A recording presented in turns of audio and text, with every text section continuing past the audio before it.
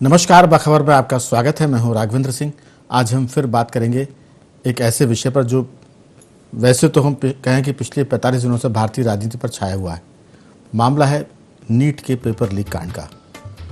कल लोकसभा में नीट परीक्षा को लेकर जो बिल था वो पास हो गया है, जिसमें कड़े कानून की व्यवस्था की गई है। 10 करोड़ तक का जुर्माना और 10 साल तक की सज़ा और फास्ट ट्रैक कोर्ट पर उसकी सुनवाई होगी।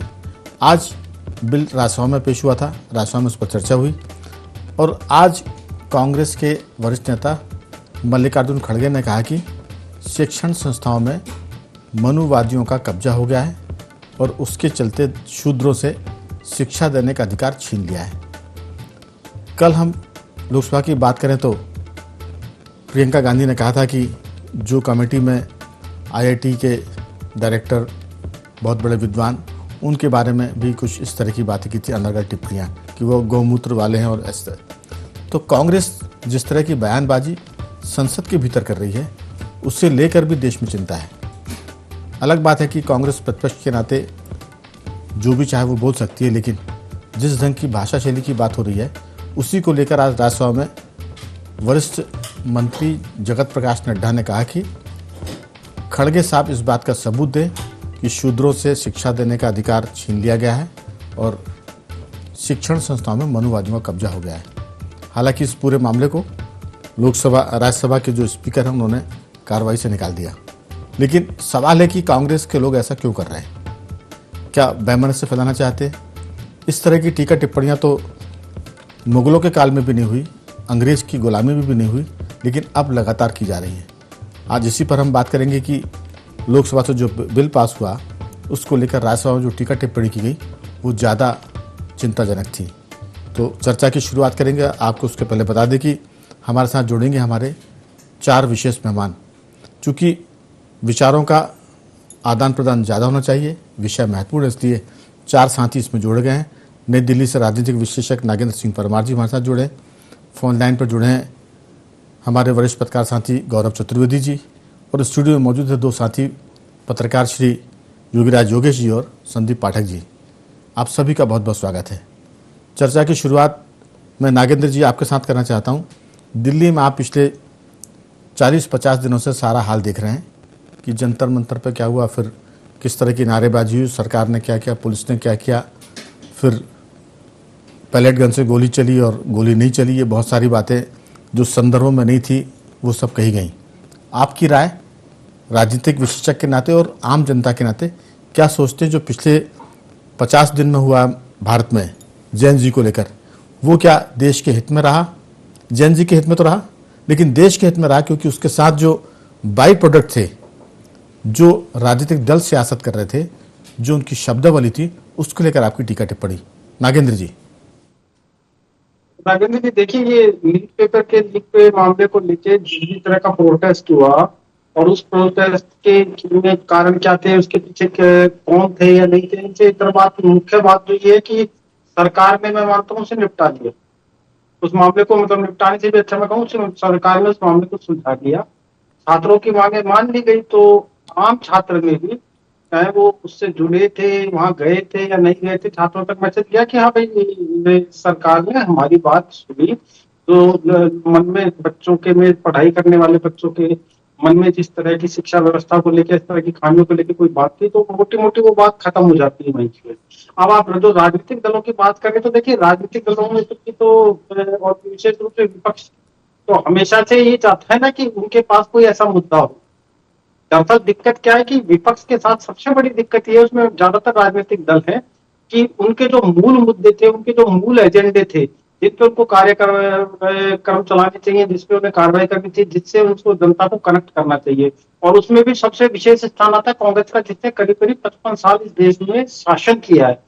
उसके पास अपने एजेंडे हैं, उसके पास अपने बताने के लिए उपलब्धियां हैं, उसके पास आगे का विजन हो सकता है कि अगर उन्हें सत्ता में आने का मौका मिलता है तो वो देश की व्यवस्थाओं को, क्या शिक्षा है, क्या स्वास्थ्य है, क्या रोजगार है, क्या तकनीक है, सब मामलों पे क्या करेंगे। लेकिन इनको छोड़ के मुझे नहीं पता कि कांग्रेस में ये निराशा क्यों है, ये वैचारिकी का अभाव कैसे आ गया, कांग्रेस में घुस गया है कि अब कांग्रेस कहीं ना कहीं आए बाएं चाहे इधर उधर के मुद्दों को उठा के, कभी संविधान की बात को लेके, कभी ईवीएम को लेके, कभी चुनाव व्यवस्था को लेके, ईडी सीबीआई और सारी मामलों के साथ कनेक्ट करके वो ये पता नहीं क्यों ये सोचती कि इन मामलों को उठा के शायद सत्तासीन दल के खिलाफ माहौल बनेगा और जनता हमें मौका देगी। लेकिन लगातार वो ये नहीं समझ पा रहे, और उनके लिए सोचने की बात है कि पिछले 3 वर्षों से वो जिस तरह का 3-4 सालों से नैरेटिव चला रहे हैं, वो नैरेटिव उनके सफल नहीं हो रहे हैं।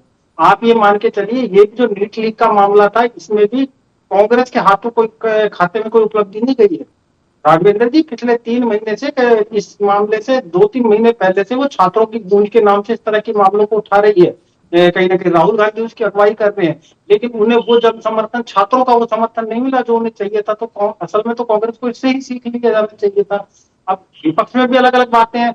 सपा इस मामले से अब दूर होती नजर आ रही है। वो समझ गई कि इस मामले का पटाक्षेप हो गया। वो चंदा चोरी का, राम मंदिर की बात थी, वो उसको उठाने को आतुर है। कांग्रेस इस मामले को उठा रही है। और एक चीज कभी नहीं भूलनी चाहिए, सत्ताएं आती और जाती हैं। आज किसी राजनीतिक दल की सत्ता में, कल को कोई और राजनीतिक दल सत्ता में आएगा, लेकिन एक लक्ष्मण रेखा जो होती है, मैं हमेशा कहता हूँ कि लक्ष्मण रेखा कभी नहीं उभारनी चाहिए। जी। सरकार का विरोध करते करते आप देश का विरोध करने लग जाए, देश की व्यवस्थाओं का विरोध करने लग जाए, संविधान का विरोध करने लग जाए, ये बहुत खराब बात है। इस बात को इस तरह से देखा जाना चाहिए कि कितने वरिष्ठ राजनेता है खड़गे, उनका आप सियासत संसदीय जीवन देखिए इतना लंबा है, उसके बाद उनके द्वारा ये बातें कही गई हैं, इसका वैश्विक स्तर पे क्या मैसेज जाता है। और अगर आंकड़े और फैक्ट निकाला जाए तो उन्होंने जो कहा है उसको कहीं वो तारतम्य उस चीज का बैठता नहीं। तो बहुत सारी बातें, लेकिन दुर्भाग्य ये कि पिछले 2 दिनों से सदन में जो बात चली है उसका आज राजसभा में जिस तरह से पटाक्षेप हुआ। खड़गे जी ने जो कहा कि शिक्षण संस्थाओं पर मनुस्मृति वाले या मनुवादी का कब्जा हो गया है। अगर हम बहुत पीछे जाएं तो 1969-70 से तो कम्युनिस्टों का कब्जा था, जब सरकारें कांग्रेस की थी। कांग्रेस टूटकर जब इंदिरा जी प्रधानमंत्री बनी तो उन्होंने सारा काम वामपंथी को दिया था, शिक्षण संस्थाओं का और सिलेबस का। उसके बाद देखिए आपके धीरे धीरे सिलेबस में बहुत सारे बदलाव हुए और कई ऐसी चीज़ें आई जिसका आज भी विरोध हो रहा है। ये तो बीजेपी है जो इस पूरे मामले को, या गैर कांग्रेसी दल जो अभी सरकार में है, वो इस मामले को ठीक से निपटाने की कोशिश कर रहे हैं। इतिहास की बात में जाएंगे तो फिर विषय बहुत दूसरा हो जाएगा, लेकिन जिस ढंग से कर प्रियंका जी ने कहा कि जो आईआईटी पास आउट जो हाई पावर कमेटी में सदस्य हैं उनके बारे में कहा कि वो गौमूत्र वाले हैं। आज खड़गे जी कह रहे हैं कि मनुवादियों का कब्जा हो गया और शूद्रों से अधिकार छीन लिए शिक्षा देने के। तो ये संगीन बातें हैं और इसमें नड्डा ने कहा है कि आप सबूत लाइए। अगर बिना सबूत के सदन में इस तरह से गैर जिम्मेदारी से बात होगी तो फिर लोग किस पर विश्वास करेंगे। खड़गे जी पुराने हैं, बहुत गंभीर हैं, और इस उम्र में आके वो अगर ये सब बातें कर रहे हैं तो इसके क्या मायने हैं। कांग्रेस किस ट्रैक पर है, मैं पूछूंगा हमारे साथी गौरव जी से। गौरव जी, मेरी आवाज़ सुन पा रहे हैं? जी, सुन रहा हूं। जी, 2 दिन में जो चला हम उस पर ही जाना चाहते हैं, लेकिन खड़गे जी जो कह रहे हैं उस पर है कि क्या शिक्षण संस्थाओं में मनुवादी को कब्जा हो गया और दलितों से शिक्षा देने के अधिकार छीन लिए हैं। ये एक गंभीर लाइन है। बाकी तो बहुत सारी बातें हैं। आपकी राय? बिल पास हो गया, अब कानून बन जाएगा, लेकिन कांग्रेस के नेताओं की जो मंतव्य हैं वो ज्यादा शुभ नहीं दिख रहे हैं। जी राघवेंद्र जी, एक बहुत पुरानी कहावत है, दोहा है, आपने हमने सबने सुना होगा, अच्छी संगत बैठ के संगी बदले रूप, जैसे मिलकर नीम से मीठी हो गई धूप। अब दिक्कत ये है कि जितनी भी संगतें मिली हैं वो सारी की सारी धूप, मीठी तो धूप नहीं चल रही लेकिन कड़वी धूप में परिवर्तित होती जा रही, क्योंकि जो संसदीय परंपराएं और जो संसदीय आचरण हो रहा है सांसदों का, चाहे उसमें सत्ता पक्ष के सांसद हो या विपक्ष के सांसद हो, तो एक जैसे नागेंद्र जी ने भी कहा कि लक्ष्मण रेखा होना चाहिए। तो लक्ष्मण रेखा एक ही पक्ष के लिए क्यों हो? लक्ष्मण रेखा सत्ता पक्ष के लिए भी होना चाहिए, विपक्ष के लिए भी होना चाहिए। और इस देश का दुर्भाग्य रहा, उन्होंने बहुत अच्छी बात कही कि सरकार की विरोध करते करते राष्ट्र का विरोध नहीं करें। यह दुर्भाग्य रहा कि लगातार जो सरकारें, राजनीतिक दल की सरकारें रही, वो अपने एजेंडे पर काम करती रही। तो चाहे वर्तमान सरकार की बात कर लें या हम पिछली सरकार की बात कर लें, तो इस तरीके की जो टिप्पणियां हैं वो फिर मौजूद हो जाती है, आती है सामने। लेकिन ये टिप्पणियां नहीं होना चाहिए, मैं इसका समर्थक नहीं हूं। लेकिन ये हालात जो बने हुए हैं, वो एजेंडा वाली जो राजनीति चल रही है देश में, चाहे कांग्रेस की सरकार से रही हो या वर्तमान सरकार से, उसके कारण ये हालात खराब होते जा रहे हैं। गौरव जी, एक पुरानी और बात है कि जब स्कूल में एक आध कोई शरारती बच्चा बदमाशी करता था तो उसकी शिक्षक पिटाई करते थे, उसके चलते जो उसके पास में बैठा हुआ शरीफ बच्चा होता था, कई बार उसको भी 2 लपाड़े पड़ जाते थे। एक और बात बताऊं कि जब होली दिवाली आती है, 15 अगस्त 26 जनवरी आती है, तो पुलिस गुंडा तत्वों की गिरफ्तारी करती है।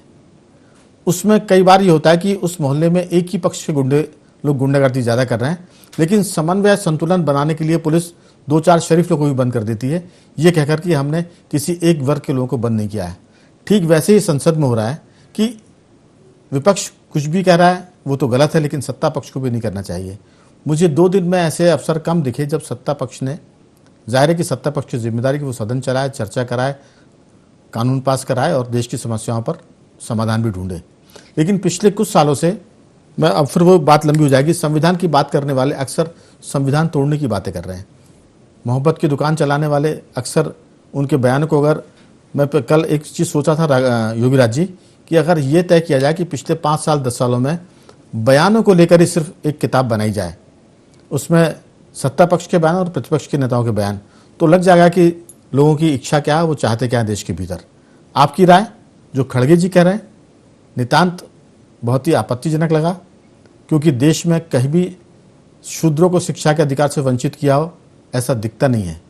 और अगर वंचित करने की बात है तो ऐसे कई उदाहरण मिल जाएंगे जब काबिल लोगों को शिक्षा देने से वंचित किया या नौकरी से वंचित किया। वो अलग विवाद का विषय है, लेकिन चर्चा किसी एक मुद्दे की उसको मोड़कर कहीं और लेके जाना चाहते हैं, ये सबसे खतरनाक वृत्ति है कि हमारी बात को लोग सुने, चाहे हम पजामे को ऊपर पहन लें और बनियान को नीचे पहन लें, हमको लोग को देखना चाहिए। आपकी राय, ठीक वैसी कुछ बातें सदन के भीतर और बाहर हो रही हैं। बिल्कुल ऐसा ही आजकल दृश्य दिख रहा है, चाहे लोकसभा की बात हो चाहे राज्यसभा की बात हो, या आम जिंदगी में भी। आप देखिए कि आम जिंदगी में भी अगर किसी से बात करो तो बात करेंगे पश्चिम की, तो वो बात करने जाएंगे उत्तर की। नहीं, आम जिंदगी की आप बात करो तो लोग तो जंतर मंतर पर बकी लड़कियों द्वारा जो गालियाँ बकी गई उसको जस्टिफाई कर रहे हैं लोग। बिल्कुल सोशल मीडिया पे ऐसा उसके पक्ष में बात कर रहे हैं लोग कि साहब बहुत वीरांगनाओं ने बहुत बड़ा काम किया। तो हम यही नहीं समझ रहे कि हम किस चीज़ को हमें बढ़ाना है, किस चीज़ को घटाना है, काउंटर करना है किसी का भी कि साहब इनका या तो इमेज डेवलप ना हो पाए, कैसे इनकी इमेज को डैमेज करें। खैर ये एक अलग मामला है। अपन राज्यसभा या खड़गे साहब और जिस तरीके का राहुल गांधी, प्रियंका गांधी, इनके जिस तरीके की बर्ताव है वहाँ, इसको लेकर ये जो हंगामे मच रहे हैं आजकल, आप ये देखिए, यदि खड़गे साहब ये कह रहे हैं कि शूद्रों से शिक्षा का अधिकार छीना जा रहा है, तो बीजेपी के जो दलित समुदाय के जो लोग हैं, जो सरकार की जो नीतियां हैं जो शूद्रों के पक्ष में, ये शब्द मैं खड़गे जी की वजह से यूज़ कर रहा हूँ, या दलितों के पक्ष में या दलितों से शिक्षा का अधिकार छीना जा रहा है, तो बीजेपी का ये वर्ग क्या कर रहा है, वो क्यों काउंटर नहीं करता राज्यसभा में या लोकसभा में। एक बात तो ये। दूसरी प्रमुख बात है कि जब निशिकांत दुबे किसी को अय्याश कहते हैं तब आप प्रमाण मांगते हो, वो प्रमाण देते तो आप कहते हैं इन किताबों का कोई मतलब नहीं। तो फिर आप कौन सी किताब के आधार पर कह रहे हैं, किस किताब में ये लिखा है? जब ये ऑथेंटिकेशन की जब बात आती है तो आप फिर भाग खड़े होते हो। तो कहीं ना कहीं ये लगता है कि इनका मकसद ही केवल हंगामा खड़ा करना है। और आप देखिए दोनों सदनों में जो अभी वर्तमान में जो चर्चाएं चली, जब तक कांग्रेस के स्पीकर, कांग्रेस के नेता नहीं बोले, बड़े नेता, तब तक सब कुछ सामान्य चला, सब ने सबकी बात सुनी। जैसे ये बोलने आए, प्रियंका गांधी ने क्या बोला, उनको गोमूत्र कह दिया, जो एक इतना IIT है जिनकी डिग्री के मारे, उसने अनुराग ठाकुर जी ने बिल्कुल सही जवाब दिया कि उनके पास इतनी डिग्रियां कि गांधी आपके पूरे परिवार की डिग्रियां कम पड़ जाएंगी, आप उनको गोमूत्र विशेषज्ञ कह रहे हैं और गोमूत्र के बारे में आपको पढ़ना चाहिए। तो कहने का अर्थ है कि आप अपने बयानों से जब तक कुछ ऊट पटांग ना बोलें तब तक आपका संबोधन पूरा नहीं होता। राहुल गांधी भी जब बोलने आए तो जाने कौन सी कहानी ले आए, जो हमेशा की तरह वो लेके आते स्क्रिप्ट, और मैंने बच्चे ने मुझे ये बताया और बच्चों का ये कहना है इडियट फीडियट, जाने क्या क्या, वो बच्चों को इडियट कह गए। और हंगामा केवल उद्देश्य ये कि कैसे हम मीडिया में फुटेज खाएं, कैसे हम हाईलाइट हों। पूरे तीनों की यदि आप स्पीच सुने, राज्यसभा में खड़गे जी की, लोकसभा में राहुल की और प्रियंका की, तो इसमें देश की कोई बात ही नहीं है। उस विषय पे, जिस विषय पे डिबेट हुई, इसको विषय की कोई बात नहीं। अब इस विषय पे चर्चा हो रही थी कि राज्यसभा में जो खड़गे जी ने जो उदाहरण दे दिया शूद्रों का, चर्चा किस विषय पर हो रही थी, बोलना किस विषय पर था, लेकिन विषय ये लेके आ गए। तो ये इनको समझना पड़ेगा कि केवल हंगामा खड़ा करने से कोई मकसद हल होने वाला नहीं है। या बार बार ये कहो कि साहब मोदी मुझसे डरते हैं, अमित शाह डरते हैं, वो कांप रहे थे, इन सब से कुछ होने वाला नहीं है। जनता दोनों पक्षों को बहुत अच्छी तरह देख रही है। जनता ये भी देख रही है कि आप पब्लिक की बात कर रहे हैं कि नहीं कर रहे हैं वहाँ। और यदि आपको चिल्ला चोट करने के लिए सदन में जाना है तो फिर अगली बार सदन में भेजेगी नहीं जनता, आपको क्यों भेजे आपको? बिल्कुल जनता के मुद्दे ही आप नहीं उठा रहे हैं, और यही सब पुराने मुद्दे उठा रहे हैं। कोई शूद्र का मुद्दा उठा रहा है, कोई दलित का मुद्दा उठा रहा है, कोई अल्पसंख्यकों का मुद्दा उठा रहा है। तो फिर जनता की बात कौन करेगा, कब करेंगे आप? जनता की बात का सवाल नहीं है, आप देखिए कि विश्वसनीयता का सवाल है। लोग भरोसा किस पर कर रहे हैं? जनता की, युवाओं की बात तो राहुल गांधी बहुत समय से कर रहे हैं, लेकिन युवाओं ने भरोसा किया अभिजीत दिपके पर, जो कॉकरोच पार्टी को अमेरिका में बनाते हैं, और उसके बाद करोड़ों लोग उनके साथ खड़े हो जाते हैं। लेकिन दुर्भाग्य है कि कांग्रेस पार्टी के प्रमुख राहुल गांधी कहते हैं युवाओं की बात, और अभी तक वो कह रहे हैं कि पैलेट गन चली, AK-47 चल गई और मैं इनके साथ हूँ। प्रधानमंत्री आवास के सामने वो धरना देते हैं, लेट जाते हैं, लेकिन युवा उनके साथ नहीं जाते हैं। कई बार रिलॉन्चिंग हुई। सवाल यही है पाठक जी कि जनता का विश्वास किस पर है। उन्होंने कल के एक नए नवेले लड़के पर विश्वास कर लिया युवाओं ने, लेकिन कांग्रेस पर विश्वास नहीं किया, क्योंकि कांग्रेस तो जब बांग्लादेश में सत्ता पलट हुआ था तब भी कहा था कि यहाँ बहुत जल्दी भारत के भीतर भी लोग सड़कों पर उतरेंगे और सरकार का तख्ता पलट कर देंगे। और उन्होंने कहा भी कि आह्वान किया कि लोग आएँ, लेकिन कोई आया नहीं। दिक्कत ये कि योगेंद्र यादव कहते हैं कि अब लोकतंत्र का फैसला संसद से नहीं होगा, निर्वाचन से भी नहीं होगा। वो कहते हैं कि सड़क पर रेजिस्टेंस से होगा। अगर ये जो इस तरह की बातें कर रहा है, क्या इनका लोकतंत्र पर विश्वास है? वो कह रहा है संसद से नहीं होगा, निर्वाचन से भी नहीं होगा, सड़क पर प्रतिक्रिया से होगा। ये अगर सत्ता परिवर्तन की बात इस तरह से लोग कर रहे हैं तो ये लोकतंत्र के सबसे बड़े दुश्मन है। अगर मैं कर रहा हूं तो मैं भी हूं, और योगेंद्र यादव कर रहे हैं तो वो भी हैं, और योगेंद्र यादव जिनके साथ हैं और जो उनके साथ सहमत है वो भी लोकतंत्र के दुश्मन है। आपकी राय? मैं ऐसा देखता हूं कि लोकतंत्र के सबसे बड़े मंदिर में, जिसके दोनों सदनों में जनता ने सदस्यों को भेजा और उसी से सरकार बनी, उसी से विपक्ष बनी। सबसे बड़ी बात है कि जब देखिए आप, दुष्यंत जी ने कहा था कि हंगामा खड़ा करना मेरा मकसद नहीं है, पर यह हर हाल में सूरत बदलनी चाहिए। यदि इसी लाइन के सहारे प्रत्येक सदस्य यदि ये जिम्मेदारी, नैतिक जिम्मेदारी लेके अपनी बहस करे, तो अभी मामला ऐसा हो गया है कि मुद्दा उठाना बुरी बात नहीं है, लेकिन मुद्दा को बनाए रखना ये एक बुरी बात है लोकतंत्र में। बिना वजह मुद्दा बनाए रखा जाएगा। लेकिन मुद्दा कौन सा? वो भी तो नहीं, जो भी विषय से जुड़ा हो ना। विषय से तो अगर हट ही रहे हैं, से जुड़ा मुद्दा नहीं तो आप क्यों उठा रहे हैं? पहली बात तो वो इरेलेवेंट ही नहीं है, क्योंकि मनुस्मृति के जो संज्ञान में उन्होंने बात कही, जो लिखने की बात कही, ना तो उसके वो टीकाकार है ना व्याख्याकार है, और जो उसके विशेषज्ञ हैं यदि वो इस बात को प्रमाणित दस्तावेज के साथ कहते कि मनुस्मृति में है क्या, एक तो मिस इंटरप्रिटेशन है। देखिए रामचरितमानस में लिखा था, ढोल गंवार शूद्र पशु नारी सकल ताड़ना के अधिकारी। तो ताड़ना का मतलब यहाँ पहचानना था, उन्हें प्रताड़ित करना मान लिया। तो अगर इस तरीके से मिस इंटरप्रेट करेंगे कोई चीज को, तो वो तो मतलब व्यवस्था में खलल इसके लिए गोस्वामी तुलसीदास तो दोषी नहीं है, हमारी मूर्खता और अज्ञानता दोषी है। बिल्कुल निश्चित रूप से। अगर ये चीज, क्योंकि मैंने वही कहा कि भाई आज पक्ष और विपक्ष दोनों बने हैं, तो जनता ने ही तो बनाया है ना। उसने जिस भी तरीके से वहां पहुंचाया, तो इनकी नैतिक जिम्मेदारी मैंने कहा। और जिस तरीके के खड़गे जी के वक्तव्य आ रहे हैं, इससे वर्गभेद हो रहा है।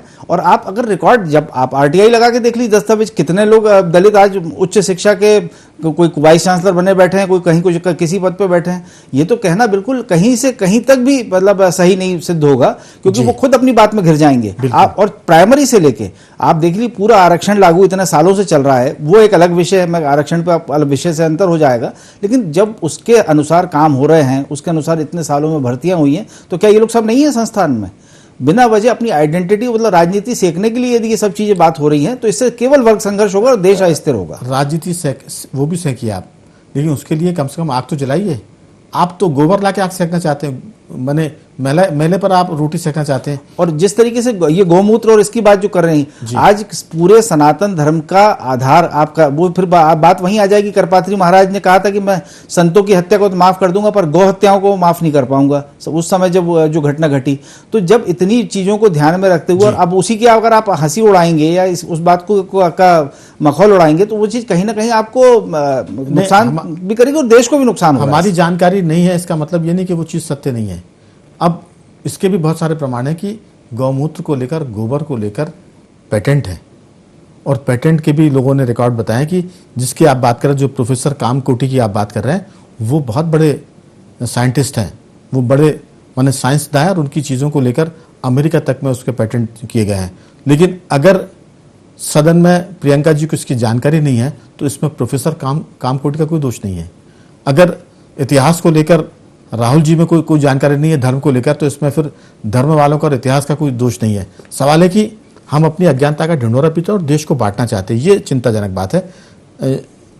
नागेंद्र जी, सवाल यही है कि हम एक प्रोफेसर को गौमूत्र का विशेषज्ञ कहते हैं, जहां शिक्षा की बात हो रही है और शिक्षा में हम ये कहते हैं कि शूद्रों के अधिकार छीन ले गए, तो कांग्रेस किस दिशा में जा रही है और देश को कहां लेके जाना चाहती है और समाज को कितना बांटना चाहती है? आपकी छोटी सी टिप्पणी।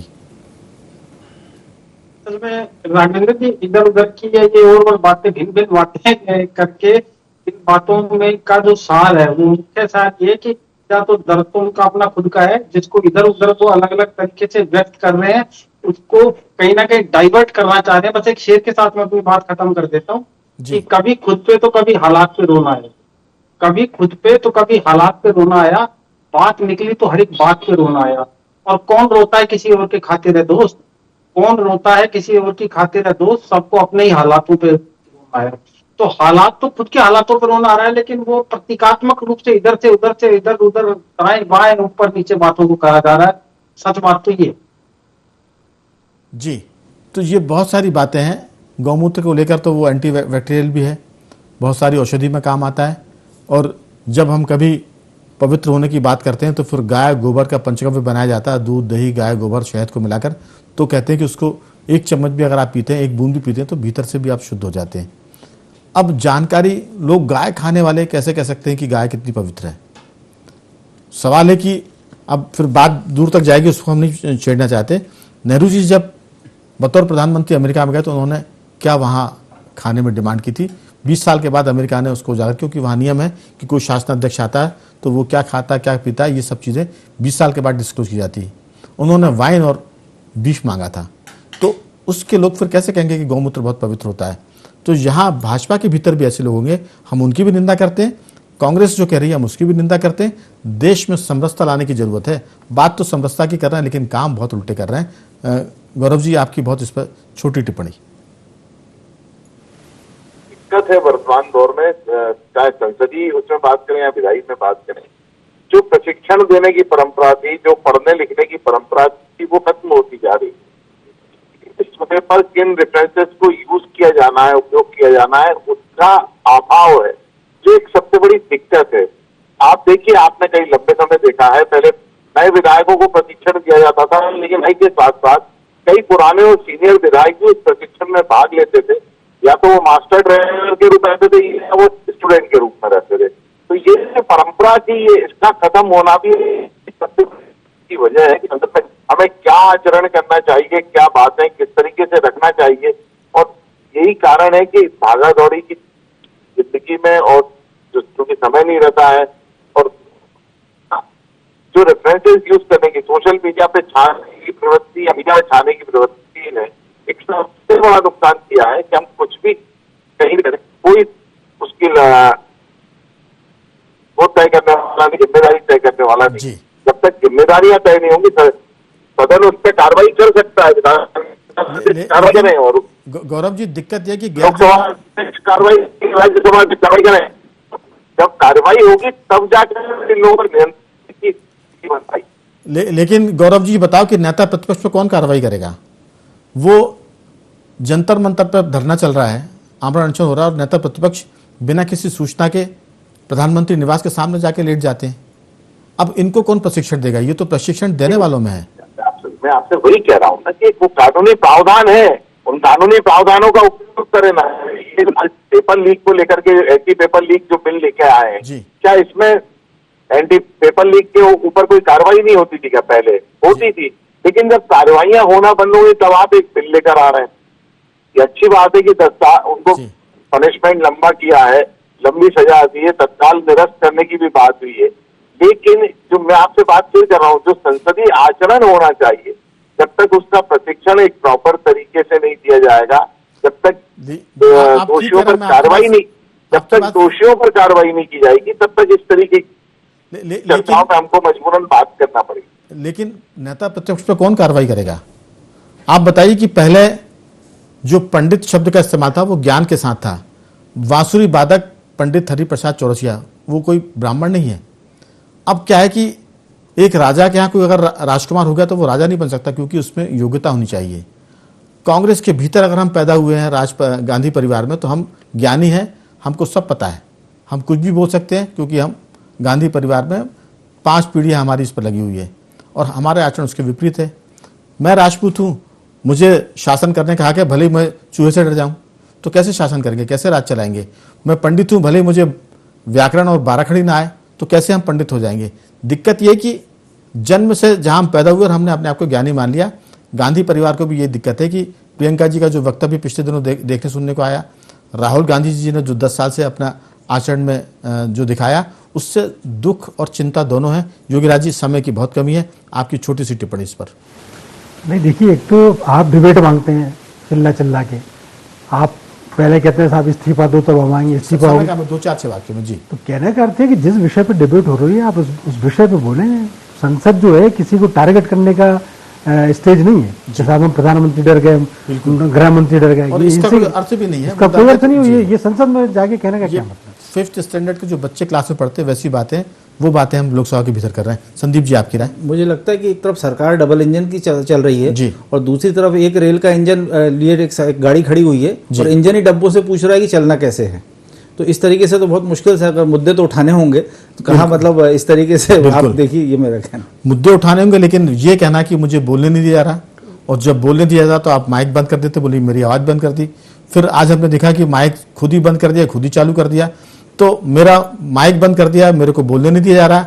देश में अडानी अंबानी, ये 2-3-4 संवाद हैं जो पिछले 5-7 सालों से सुने जा रहे हैं। ना तो विषय पे बात हो रही, ना सदन की मर्यादा के भीतर बात हो रही है, और ना ही जनता से कनेक्ट हो रहा है। दिप के कनेक्ट हो गया, लेकिन कांग्रेस कनेक्ट नहीं हो पाई, राहुल गांधी कनेक्ट नहीं हो पाए, प्रियंका कनेक्ट नहीं हो पाई, क्योंकि यही तो बड़े दल हैं। अखिलेश यादव कनेक्ट नहीं हो पा रहे हैं, और फिर कहते हैं कि हम सरकार बनाना चाहते हैं। तो पहले कनेक्ट हो, थोड़ी सी मर्यादा के भीतर बात करें। आज की चर्चा में इतना ही कि खड़गे के बयान से सदन में संग्राम हुआ। उम्मीद करते हैं कि आने वाले दिनों में कुछ भीतर से आत्मज्ञान पैदा हुआ और लोग कम से कम सदन की मर्यादा को बचा के रखेंगे। सड़क पर जो मर्जी आया करे। बखबर में इतना ही। बंधनी हमारे साथ और देखते रहिए IND 24।